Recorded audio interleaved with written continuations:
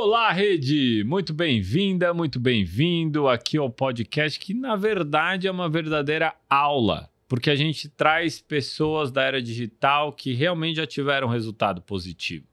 Não é alguém que está observando o que está acontecendo, é alguém que está botando a mão na massa. Então, não deixe de se inscrever aqui no canal, mandar uma mensagem para nós aí, se você quiser dar alguma sugestão. E bora acessar os outros episódios, que eu tenho certeza que você vai aprender muito. E hoje a gente vai falar sobre inovação, sobre esse tipo de profissional que tem a tarefa, dentro de uma grande corporação, de promover negócios a partir das novas tecnologias. Então eu trouxe aqui um cara que realmente sabe o que está fazendo. José Cláudio, muito obrigado pela presença. Obrigado a vocês. Eu já te conheço, mas por favor, se apresenta aí para todo mundo. Boa, Vitão. Obrigado aí pelo convite. Prazer estar aqui com vocês. Eu sou José Cláudio Filho, trabalho com inovação corporativa há um tempo, mas vim do universo de startups. Então, eu fiz o movimento oposto, né? Geralmente o profissional sai da inovação, vai para a startup. Eu comecei na startup para depois vir para a inovação corporativa. Então, é legal porque eu conheço o empreendedor, consigo ver as dores dele para, de fato, aplicar na grande corporação. Então, fui fundador de startups, comecei ali no sofrimento, na venda ali no dia a dia, passei por todas as áreas dentro da startup. Startup pequena é assim mesmo, né? Então, passei pelos segmentos de Health Tech e Construtech. A última experiência que eu tive foi numa Construtech, até 2017, até entrar no Itaú. Do Itaú eu passei para o outro lado da mesa, então, ainda trabalhando com inovação, criei ali o programa de Open Innovation para o banco de atacado do Itaú, que a gente chamava de Start.U.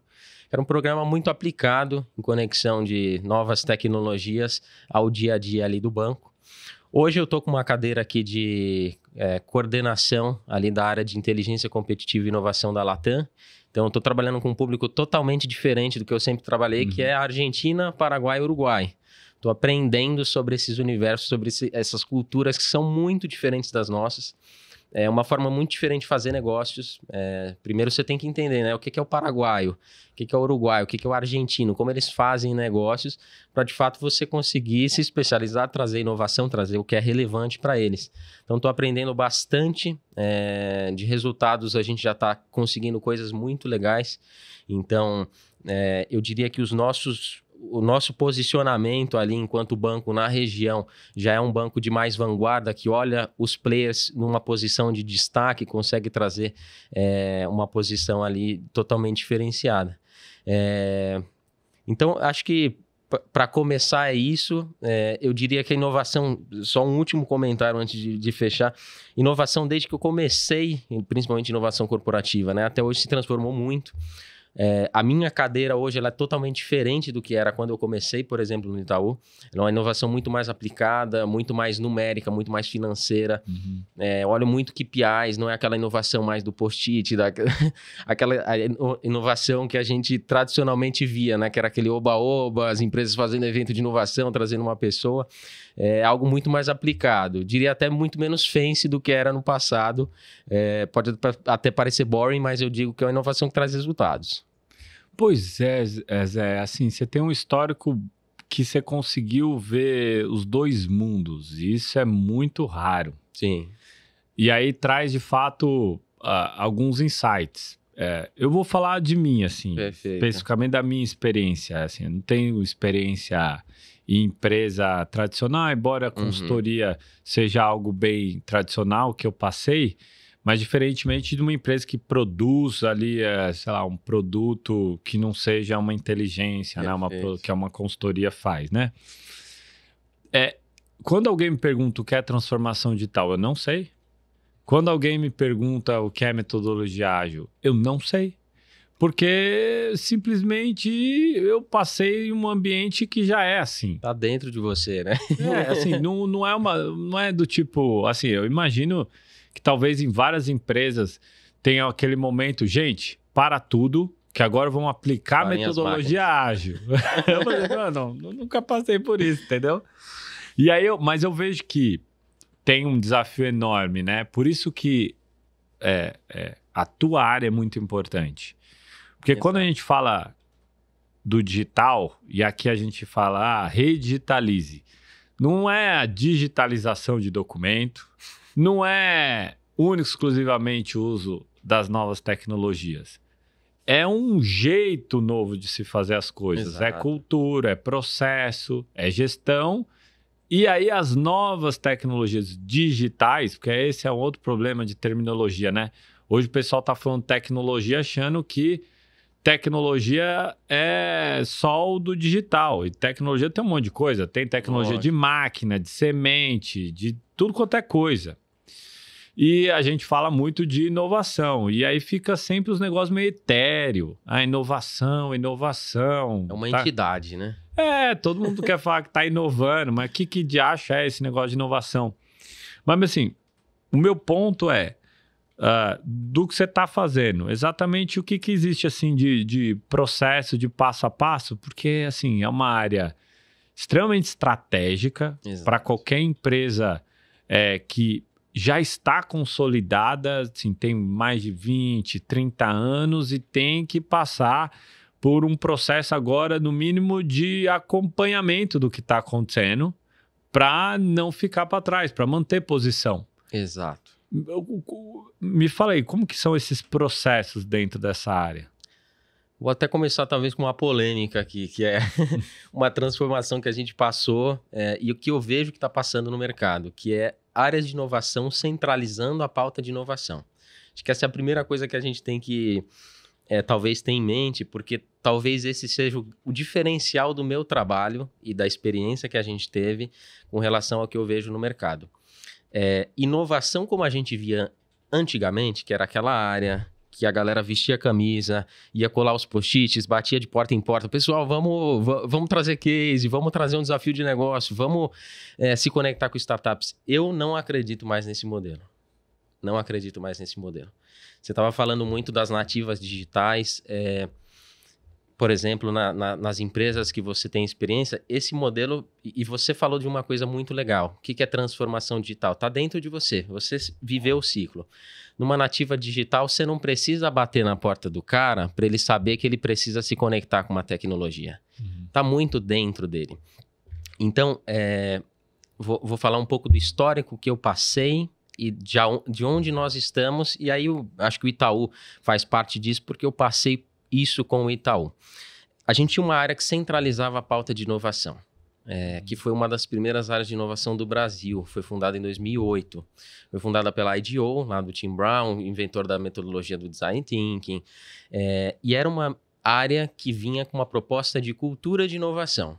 Então, vamos disseminar inovação, fazer com que todas as pessoas entendam, para que depois, no final, a gente consiga aplicar a inovação, mas eles colocaram uma coisa muito legal, que é a área de inovação, no final, quando o ciclo estiver concluído, a área de inovação tem que morrer. Isso me parece uma premissa muito interessante, porque é um trabalho que você, de alguma forma, dissemina, coloca a sementinha ali com cada uma das pessoas e quando você menos espera, aquele movimento se torna tão natural quanto a gente percebe nas nativas digitais, por exemplo. Hoje, no meu trabalho, até contando da transformação do Itaú, né? A gente não tem área de inovação que centraliza uma pauta de inovação. A área de inovação que eu tenho é uma área de inteligência competitiva, que também olha inovação.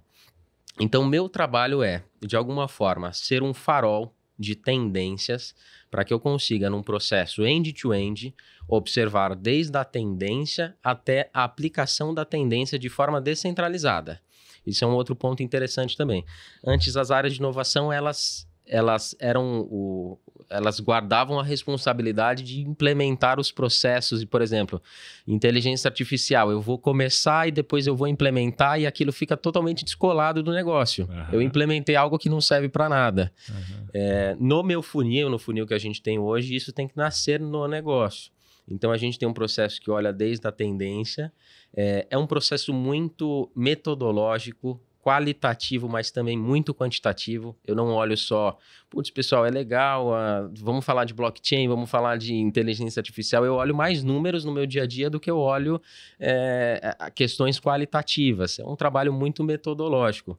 Para, de fato, convencer as pessoas porque existem oportunidades reais a partir de resultados que existem no mercado, e isso sim se traduz ali em iniciativas.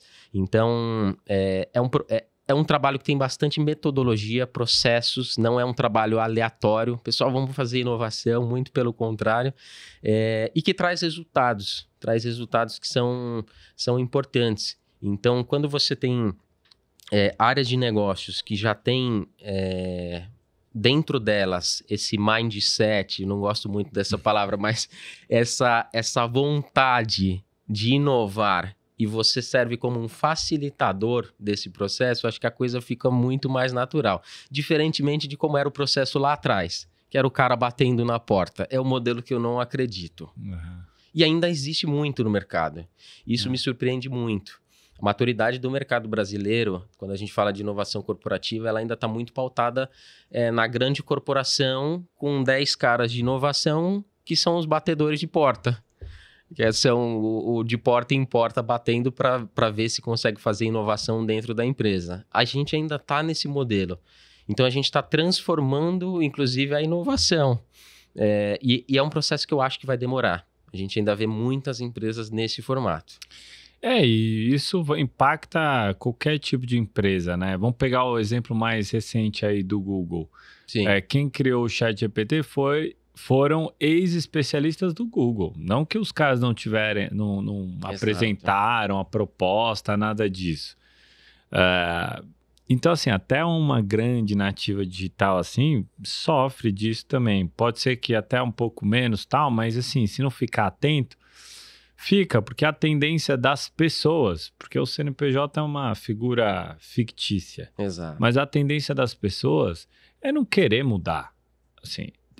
Queira ou não, mesmo aquele que é mais propenso a fugir da rotina, mesmo ele deve ter algumas coisas que ele gosta de fazer e vai ficar fazendo aquilo ali repetidamente. Vai ficar lá, ó, tô fazendo, eu gosto, é assim e tal. Vai criar uma rotina. Exato. E aí quando você fala assim, para um departamento inteiro de 20, 30, 100 mil pessoas, fala, gente, então, sabe o que é, né? Vamos mudar. Pô, é rejeição, é bloqueio e tal, é complexo mesmo, muito. Por isso que eu entendo que a primeira reação das grandes empresas mesmo foi isolar. Isolar e olhar mais para fora, porque era mais fácil olhar para fora do que olhar para dentro. Pô, para dentro vai dar um trabalhão para convencer, para trazer todo mundo, uma esteira rolante, etc e tal. Agora, olhar para fora... Faz esse olha para fora, vê, isso aí é interessante pra gente. Aí vai, traz, aí, né, vê como é que é, tal, BBB, vai dar bom, hein? Aí quando tenta encaixar pra dentro, putz, já era. É encaixar o cubo dentro do círculo, né? É isso, exatamente. Então, mas aí esse aspecto cultural, como é que a gente consegue trabalhar esse aspecto, sabe? Porque antes, quando... Pô, eu fiz administração, assim, a gente não tinha muitas aulas de cultura. Na verdade, no final das contas, na prática, no vamos ver, era um monte de coisa escrita na parede, de valores e tal, e pronto, acabou. Não tinha nem um critério de avaliação baseado em cultura. Exemplo, hoje, na minha experiência, né, nessas empresas nativas digitais, os colaboradores são avaliados sob 2 colunas. Uma, obviamente, que é meta, que envolve performance e tal. E a outra é cultura. Total. Mesmo que ainda seja não tão bem aplicado. Mas fato é que é. Então, nessa primeira geração, já colocou, existe isso, a gente vai avaliar. Ainda não está no melhor... dos pontos, na maioria? Não, mas assim, tem. Agora, não sei se a mesma coisa é aplicado também nas demais empresas e segmentos. Eu não sei nem como se faz esse processo de seleção desde desde a hora da contratação da pessoa até o desenvolvimento dela dentro da empresa. E aí piora ainda mais a minha pergunta, hein? Porque hoje as pessoas não estão fazendo carreira, nas empresas. Então, como é que você Diferente. mantém uma cultura, o cara, você contratou, a pessoa ficou 4 anos e foi embora? É um desafio enorme. O que você vê desse aspecto da cultura, assim? Como de fato a gente consegue promover isso? Esse ponto da cultura é interessante, né? Você falou um pouco de transformação digital e não existe transformação digital sem transformação de pessoas, né? A base da transformação digital, na verdade, é a grande transformação das pessoas. Eu gosto muito de uma frase ou termo que eu uso muito no meu dia a dia, eu uso muito com as pessoas que eu trabalho e uso muito quando a gente está exatamente nessa situação que você está me descrevendo, que é pessoas resistindo à transformação, que é abrace o caos. Quando você abraça o caos, você vê que as coisas podem ser muito mais fluidas e flexíveis do que elas deveriam. Uhum. Por exemplo, o ponto de carreira. Talvez a gente tenha que abraçar o fato de que carreiras igual a gente tinha antigamente não vão mais existir. Do cara 30 anos na mesma empresa, fazendo carreira numa montadora, a gente que é aqui do ABC, né? Eu vi muito esse cenário que eram os pais dos meus amigos fazendo carreira 50 anos na Volks e se aposentando. Meu pai fez carreira em empresa de ônibus, 35 anos. No meu Banco do Brasil, mais de 30 anos. Então, quando a gente percebe que o mundo se transformou para um ponto um ponto de inflexão que não tem mais volta, é aquela história do paraquedista, do ponto de não retorno, né? A gente está nesse ponto do mundo, onde a gente pulou do paraquedas e não tem mais volta. Então eu acredito que tem algumas transformações que elas vão pressupor que o mundo não existe mais como ele era. E eu uso muito essa frase do abraçar o caos com as pessoas que estão ao meu redor, justamente para que elas entendam que o mundo não vai voltar mais a ser o mundo que elas estavam acostumadas. Ou seja, o mundo que eu consigo manter um processo por 3, 4, 5 anos da forma que ele era, porque ele é um processo confortável. Uhum. Esse mundo ele não existe mais.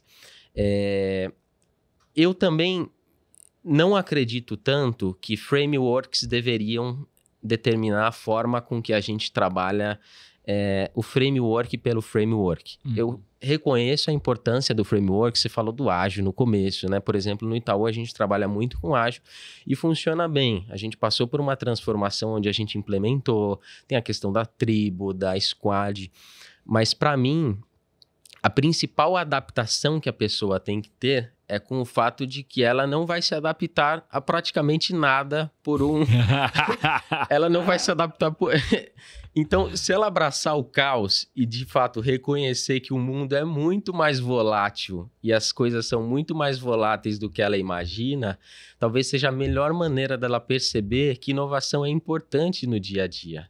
É aquela história, você falou de administração, né? Eu estudei administração por um tempo e um dos primeiros livros que a gente vê em administração é aquela do Cadê o meu queijo? Esconderam o meu queijo? Uhum.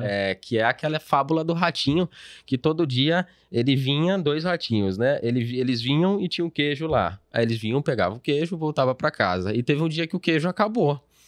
Um dos ratinhos, ele ficou parado, esperando que o queijo voltasse, porque ele falou, olha, se o queijo tá vindo por tanto tempo, amanhã ele volta. E o outro ratinho foi procurar queijo. E aí a história conclui que o ratinho que procurou queijo se movimentou, né? Ele conseguiu encontrar uma nova forma muito maior e era uma fonte inesgotável de queijo, não só a fração que eles estavam reservadas ali, né? Então, concluindo o pensamento de transformação cultural, para mim, o principal pensamento que a gente tem que ter e que a gente tem que colocar na mente das pessoas é isso, de um mundo muito volátil, de um mundo muito instável. A gente teve a pandemia aí atrás, né? As coisas de um dia para o outro podem serem completamente desfiguradas, né?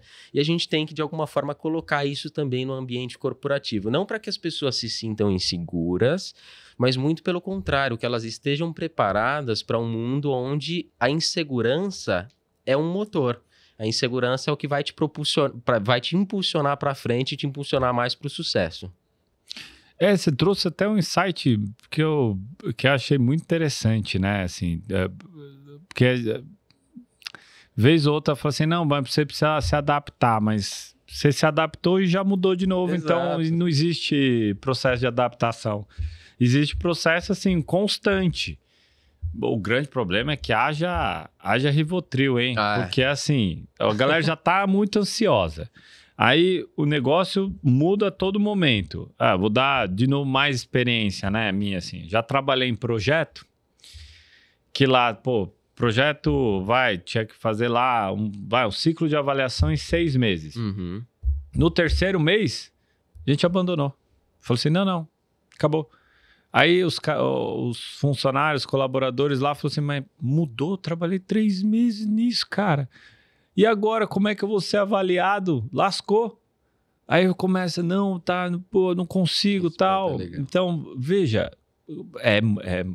e olha, em 2015, eu participei já de gestões que o ciclo de avaliação era de 3 meses. Aí depois foi para 6. Agora a maioria tá de 6 em 6. 6 em 6. 6 em 6, 6 em 6, 6 em 6. Mas já teve uma época que era de 3 em 3. Mas é por aí. Porque assim, vamos lá. Dá para aplicar isso em tudo quanto é lugar? Não. Então, vamos tentar comparar. Não dá para eu ter um ritmo desse assim, né? Nesse ritmo assim de transformação, de teste, sei lá, na aviação. Não dá. Você não dá para você testar o avião. Testa aí o avião, bota a pessoa aí, vamos ver. Errou, que pena. Volta. Não dá. Exato. Um remédio. Assim, não é a mesma coisa. Mas assim, para as tecnologias digitais, negócios digitais mesmo, que eles estão aí na nuvem. Então, assim, dados transacionais, pagamentos, né, alguma coisa que seja online e offline, você pede online, recebe offline, que é a turma que já cresceu tanto e tão rápido, ou seja, se você olhar o cenário globo, são essas empresas que estão acumulando mais capital. Sim. E você vê que essas empresas já estão migrando para outras coisas, que são de outras indústrias. Então, exemplo, como se fosse assim, uma Amazon abrindo o mercado dela, a Amazon tendo o equipamento dela, a Shein tendo a indústria dela. Você vê que já tem uma migração para outras indústrias. O Elon Musk, PayPal, digital, aí acumula capital, foguete, carro, entende? Porque assim, no cenário econômico atual, mundial, essas nativas digitais estão de maneira mais rápida acumulando esse capital. Então, por isso que faz até sentido migrar para outros segmentos. Até porque não tem uma limitação, assim, do ponto de vista, não, nosso eixo é esse. Do tipo assim, eu sou um marketplace, vou continuar marketplace. Não. O cara começa eu sou marketplace e sou logística, sou marketplace e fintech. Eu sou marketplace e serviço na nuvem, e streaming, e equipamento, e... Não tem uma limitação, é uma marca. Exato. É apenas uma marca e não tem a limitação. Se for para acelerar, acumula capital, entra em outra área, e entra outra área, entra outra área, vão fazer, né? E aí que tá, assim, esse processo, assim, que a gente tá vivendo de abraçar esse caos aí que você tá colocando aí, não é fácil para ninguém, nem para mim, nem para ninguém. É um negócio, assim, que é difícil navegar, tá? Porque, aí só para finalizar, um ponto que eu vejo do abraçar o caos é que tem muita gente que abraçou já esse caos, mas assim, não consegue focar e não realizar nada. Exato. Porque o cara se perdeu no caos. Ele, como se ele estivesse lá no espaço sideral, as estrelas, ele tá lá, viajando na maionese. Não deveria ser sinônimo de desorganização, né? Isso. A gente falou sobre processos aqui, né? Eu acho que para você abraçar o caos, primeiro você tem que ter processos muito bem definidos. Você estava lembrando também da questão do erro e das mudanças. Eu fui lembrando aqui de algumas experiências que eu acho que são interessantes. A primeira é a questão da cultura da experimentação, que eu acho que é um ponto super importante que novas empresas estão trazendo e que alguns lugares aqui no Brasil já têm bem consolidadas também. Que é o fato de que as coisas, de fato, elas precisam ser rápidas, mas não significa que se eu falhar em algo, foi um resultado negativo. Significa que eu falei rápido. Falhar rápido, às vezes falhar barato, é algo importante. Por exemplo, eu tenho um colega do Itaú, que ele trabalhou no projeto, ele foi PM do projeto do Alibaba, ali do Alipay, para contas internacionais. E ele estava me contando um pouco sobre a cultura do Alibaba. Uhum. Obviamente, é uma cultura de abundância de capital, eles têm muito dinheiro para fazer muita coisa, você conhece bem os chineses ali. Só que uma coisa que ele me falou, me chamou muita atenção, que era a vontade e os incentivos que as pessoas tinham para experimentar no dia a dia. Errou, vai para outra. Errou, não deu certo, vai para outra. Foi bem sucedido, vamos escalar o teste. Eram testes muito, muito, muito rápidos. Então, quando você tem uma cultura com processos definidos, onde você consegue experimentar rápido, falhar rápido, e o que deu certo, escalar rápido, geralmente as coisas tendem a fluir um pouco melhor. Por isso que eu também não acredito nesse modelo que você falou de o cara que se perdeu no caos porque ele colocou...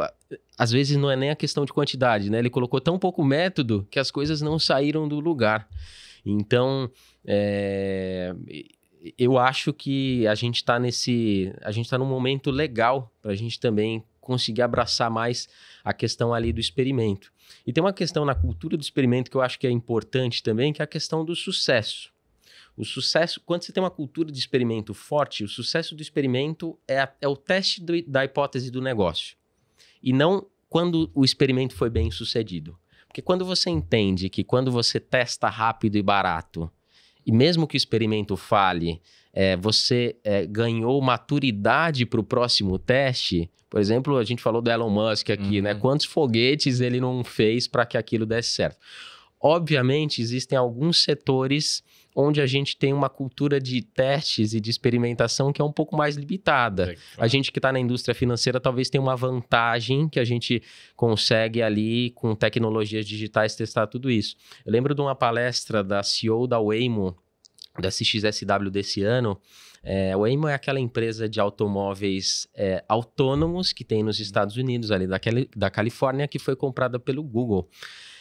E ela estava falando um pouco sobre a dificuldade de você testar em um ambiente onde você não pode errar. De fato, isso existe, né?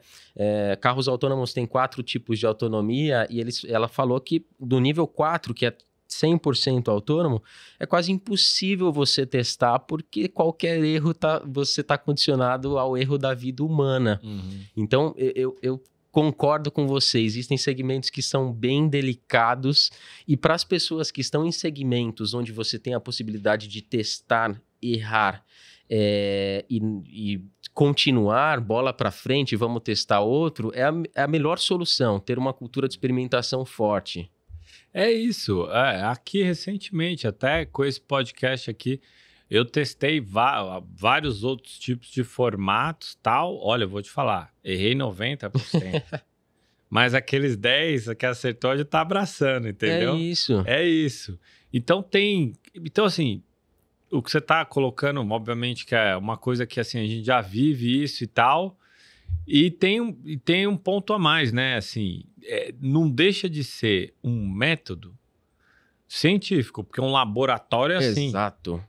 Teste, experimentação, tal.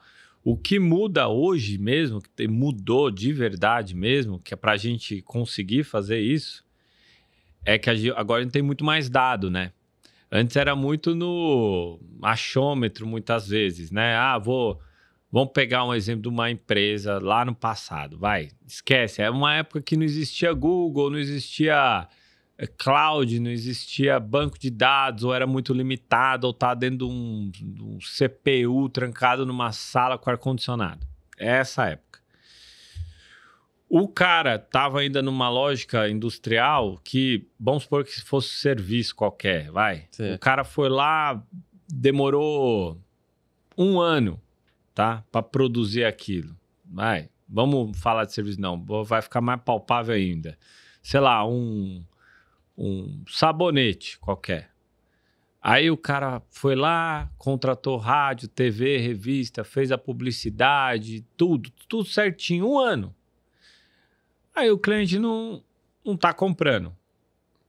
A tendência era o cara voltar para a esteira e falar, a gente errou em alguma etapa aqui. Exato. Aí ligava a esteira de novo. Departamento A, B, C, D, E, vai. Pô, não, vamos insistir, cara. A gente tá certo, a gente já passou 1 ano e meio que a gente tá aqui, agora não vamos voltar atrás, né? Vamos insistir. Insiste. E aí vai, perde dinheiro. Porque o cara não... o processo era muito demorado, o que fazia com que as pessoas do departamento se vinculassem tanto àquilo que depois não podia voltar atrás. Falamos, não, vamos. A gente trabalhou muito nisso. Vamos. Aí os dados não era tão palpável porque que não deu certo e tal, a mensuração e tal. Por exemplo, a TV, divulga para um monte de gente. Não estava segmentado, não estava escutando o cara na ponta. Então o cara não conseguia se relacionar diretamente com o usuário final. Então, sei lá, o comprador de sabonete, eu ir lá e falar, usuário, o que tem aí? Exato. Não era. Muitas vezes não. As empresas só tinham alguma coisa de captura disso quando dava problema. Então, exemplo, contratei o call center para atender, para resolver problema. Aí, contratei, falou, deu problema em tal coisa. Aí o call center resolvia, ele voltava para a empresa falando, no 80% a gente resolveu. Só isso. Ele não voltava assim, a gente resolveu 80% e as principais dores levantadas foram essas e os elogios foram esses e percentualmente eles estão pedindo uma coisa nova, que é isso.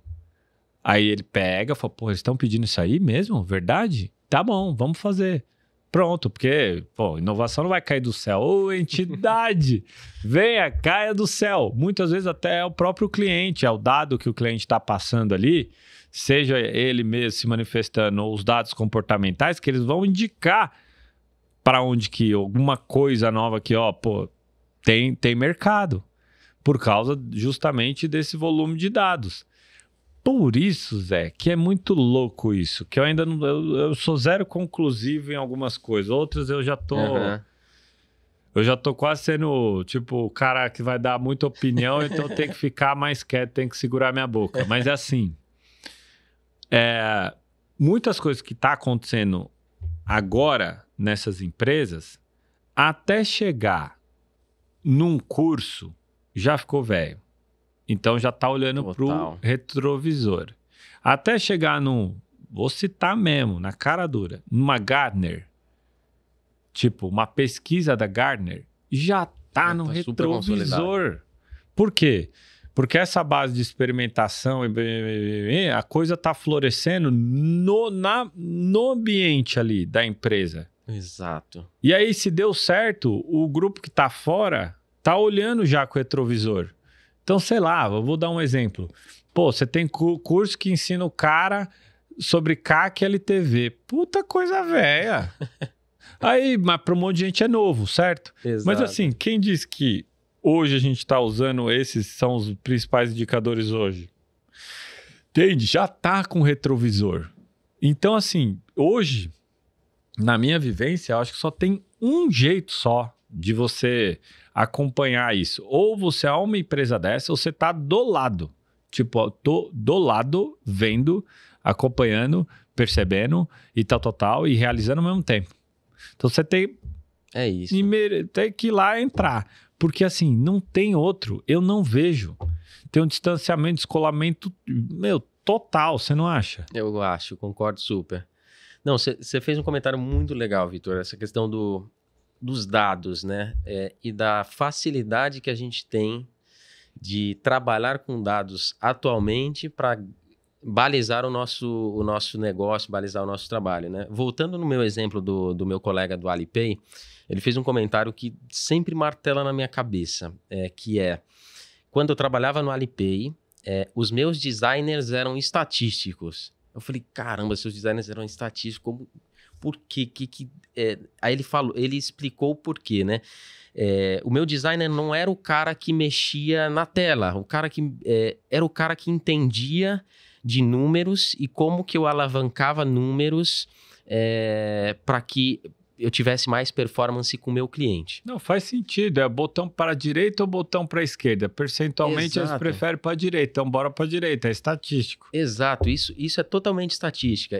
Ele até foi mais ousado, ele me falou, putz, se eu precisasse colocar, se eu visse nos dados que eu precisasse colocar um botão e o botão era da cor do concorrente, mas a performance dava melhor, eu colocava.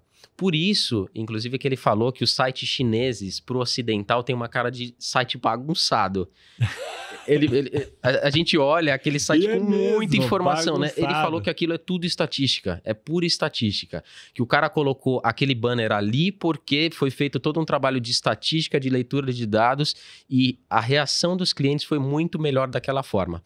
Então, eu concordo super com você. Assim, se a gente for por metodologias super tradicionais, onde eu começo a olhar só retrovisor, eu começo a olhar só quando o cara divulgou um relatório, já passou, é jornal velho, então teste no dia a dia é uma coisa super importante. Por exemplo, no meu trabalho de inovação, pode até parecer fora do trabalho do que outras áreas de inovação fazem. Meu trabalho de inovação, às vezes, é olhar balanço e base do Banco Central.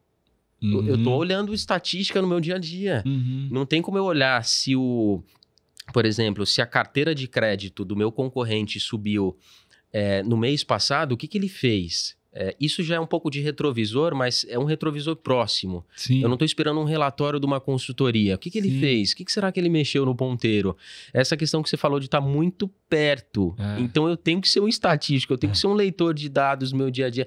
E que privilégio a gente tem de ter tantos dados à nossa disposição hoje, né? Então, a cultura de dados, a cultura de ser experimentar, cara, é fundamental. Se esperar pelas grandes consultorias, pelo Big Four, já era. É impossível você fazer inovação dessa maneira. Impossível. Parece que é até um tipo de inovação pizzaria. O que você quer aí? Quer o app? Toma. Quer o site? Toma. Como se fosse isso, cara. Não é isso, não. Tem a ver com business, né, cara? Exato. Zé, obrigado demais pela tua participação, assim, aprendi demais, você é de fato essa referência aqui, para trazer inovação e essa cultura do digital, esse jeito do digital no maior parte do PIB hoje brasileiro, não é para qualquer um, não. As nativas digitais ainda são percentualmente pouco representativas no PIB do Brasil. Então, assim, parabéns aí pelo trabalho. Não sei se você quer deixar um recado final, não sei como o pessoal te acha. Boa, obrigado. Eu que agradeço aí pelo convite, Vitor. Obrigado pela parceria. Eu tô nas redes sociais como José Cláudio Filho, então você pode me achar no LinkedIn lá como José Cláudio Filho. Eu também tenho um trabalho no TikTok. Você procurar lá JC Filho, você encontra alguns vídeos sobre transformação digital, sobre curiosidade, sobre dicas. Eu gosto muito de TikTok, formato digital, formato rápido. Eu gosto muito de compartilhar insights. Então, vocês me acham dessa maneira. Tô em alguns eventos de inovação, em alguns eventos ali de bancos. Estou super à disposição para tomar um café, caso alguém queira me procurar, falar sobre diversos temas, banco, transformação digital, transformação cultural, inovação, cripto, inteligência artificial, que é um tema que eu me amarro também, como que os bancos estão fazendo, trabalhando com isso. Então, acho que o prazer foi todo meu, eu que agradeço. A gente segue aí contando, mobilizando aí. Obrigado pela referência da mobilização do PIB do Brasil, realmente é bem desafiador. A gente está tentando agora mobilizar o PIB de Argentina, Paraguai e Uruguai, assim como a gente mobiliza no Brasil, e tem sido muito bem sucedido. Então, só tenho a agradecer aqui pelo convite, pela proximidade, pelo espaço que vocês estão abrindo. Irmão, tá? A gente só convida, então não é para qualquer um, quem realmente faz sentido a gente trazer para a rede. porque é de fato um novo momento e se a gente amplia muito sem gerar esse valor agregado para depois pulverizar para todo mundo, fica muito complicado. Exato. Você é uma referência nisso. Obrigado, viu, Zé? Obrigado você, viu, Vitor? E você que ficou até aqui, não deixe de se inscrever no canal, compartilha aí esse episódio com quem você quiser, busca a gente aí para conversar também, como o Zé falou aqui. E também não deixe de assistir os demais episódios, tá? Tenho certeza que você vai aprender um bocado, tá bom? Digital é gestão, processo, cultura, é uma nova forma de lidar com as coisas aí que estão impactando não só as empresas, mas a sociedade como um todo. Eu tenho certeza que você já deve estar sentindo isso, tá bom? Até o próximo episódio, valeu! Valeu!